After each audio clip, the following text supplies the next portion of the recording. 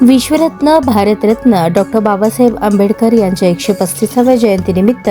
फुले शाहू आंबेडकर सामाजिक संस्था भीमजयंती 2026च्या नूतन पदाधिकाऱ्यांची निवड करण्यात आली। यावेळी प्रमुख उपस्थित देवाभाई उगडे, चंद्रशेखर मडिखांबे, सुहास बॉस सावंत, राजेश भाऊ शिंदे यांच्या उपस्थितीत निवड करण्यात आली। यावेळी नूतन पदाधिकाऱ्यांची निवड जाहीर करण्यात आली ती याप्रमाणे: अध्यक्ष शुभम चव्हाण, सचिव अनिकेत नागटिळक, उपाध्यक्ष आदित्य पारडे, इब्राहिम मुल्ला, प्रतीक राजगुरू, कार्याध्यक्ष